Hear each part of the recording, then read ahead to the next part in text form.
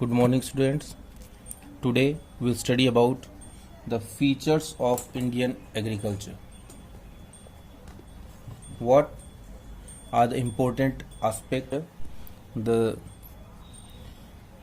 specialties, and the drawbacks about Indian agriculture? So, if we talk about this, first what we find is that there is a very low productivity of agricultural produce in India. It means on per hectare land we produce much lower quantity than the other countries. Productivity means output per hectare of land. It means on 1 hectare land how much output we can get, that is called our productivity. And if we compare it to the advanced nation in the world, it is very much low. Just like if we compare the productivities of rice, the world average of rice production is 4.5 tons per hectare, but in India we are producing 3.6 ton per hectare, while China is producing 6.8 tons per hectare. We are producing about 1 ton per hectare less than the world average, and they are producing about 2.5 ton more than the world average. In the same way, Vietnam, that is another country sharing boundaries with China, they produce 5.8 tons per hectare. China and Vietnam are the largest producer of rice in the world as per the productivity. So if we compare ourselves with them, then we are far behind. In the same way, when we talk about wheat, India is producing 3.1 tons per hectare. At the place, the world average is 3.3. So we are not much behind the world average. But if you talk about the other countries like China, they are producing 6.5 tons per hectare. It means double than our production. In the same way, UK is producing 9 tons per hectare, that is 3 times than our production. If we compare maize, India is producing 2.6 ton per hectare. The world average 5.6. It means we are producing less than half. China is producing 5.8, that is more than the world average, and US is producing 10.7. So if we compare our production of maize, our productivity of maize by USA, we are 5 times behind. So that is the biggest problem that we face in India, that we have very low productivity, and due to this low productivity, whether we are producing crops on bigger lands, we are producing very lesser amount of crop produce, and what we can say that it is a sign of backwardness, because agriculture produces demand for industrial goods or industrial sector, and if we are backward in agriculture sector, we will be backward in industrial sector as well. So that is the first feature. We have very low productivity. Then disguised unemployment. It is a type of unemployment in which people seems to be working, but they do not get work. It means it is a situation of hidden unemployment. It means people don't look unemployed, but they are unemployed. How? Just like suppose there is a farm on which we require 3 people to work, and there are 6 persons in the family. What all 6 do? They work on the same field. Whether they were requiring only 3 workers, all 6 work there. So they look to us that they are working on the farm, so they are not unemployed, but they are not getting work as per their capacity. They are working half of their capacity. So this type of work, this type of unemployment is called disguised unemployment. It is the basic characteristic of Indian agriculture, because the farmers in India want to work on their farm only. They don't want to go and work at other places. And because many of the farmers are not educated, so they cannot go and work in the industries and at other places. So that creates the disguised unemployment for them. This is another sign which reflects backwardness in poverty, because they are not able to earn as much they can. The next feature of Indian agriculture is it is dependent on rainfall. We are heavily dependent on rainfall. We don't have much facilities of irrigation.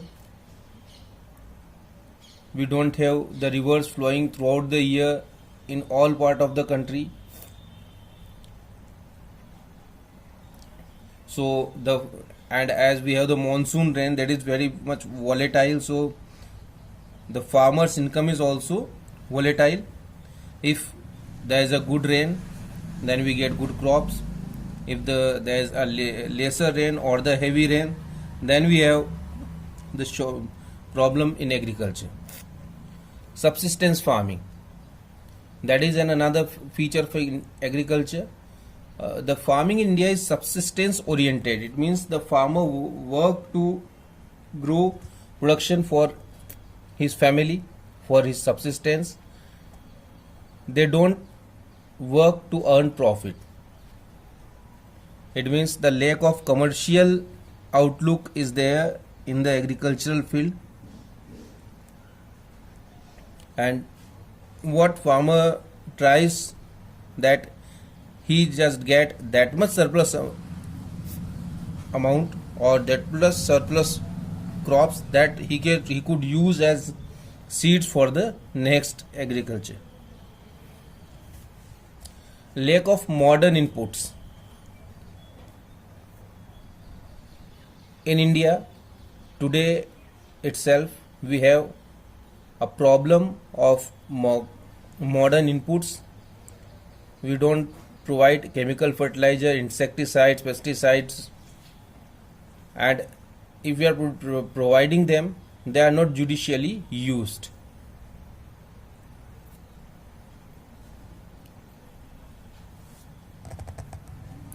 Then the next feature is small holding.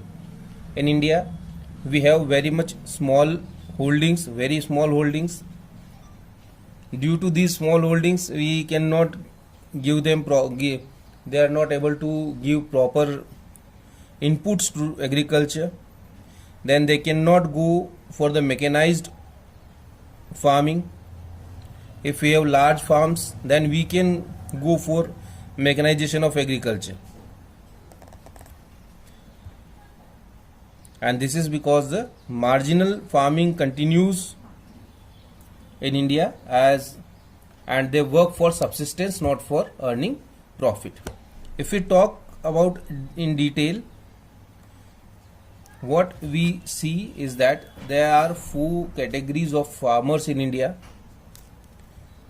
There are the marginal farmers whose holding size is up to 1 hectare, that is 2.5 acres. Then we have the small farmers. Their farm size is from 1 hectare to 2 hectare. The most of the farmers in India comes under these category, the marginal farmers and the small farmers. There are very few who comes under semi-middle and middle and the large farmers. The semi-middle farmers whose holdings are 2 hectares to 2.5 hectares. If you go to the villages, you will find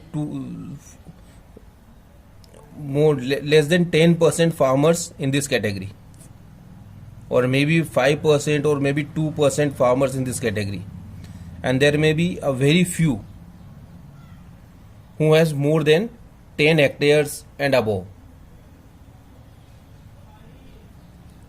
So these are the categories of farmers: the marginal farmers who have 1 hectare land or less than 1 hectare land, the small farmers who have 1 hectare to 2 hectare land, the semi-medium and medium who has 2 hectare to 10 hectare land, and the large farmers who have more than 10 hectare land.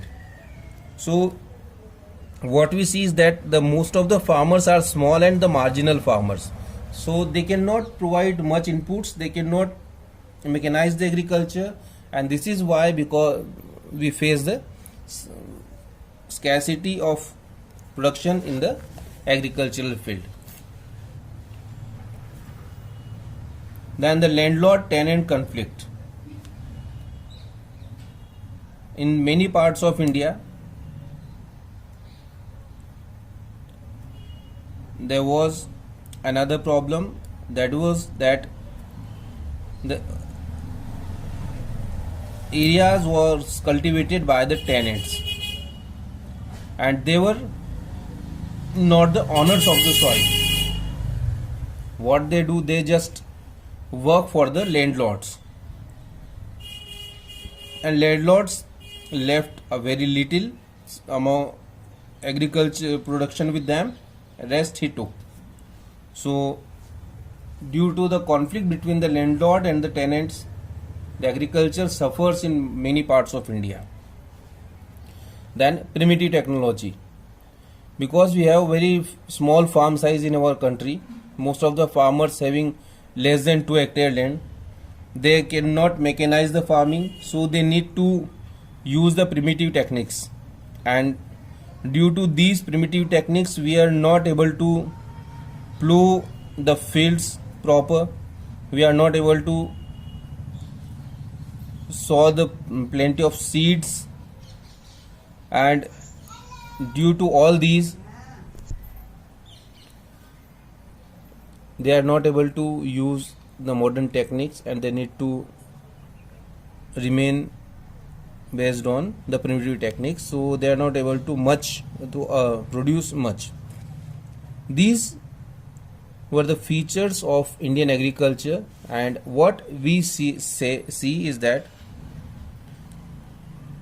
the Indian agriculture is extremely backward, despite the fact that it is the significant importance in the Indian economy, because it is the sector which is providing most of the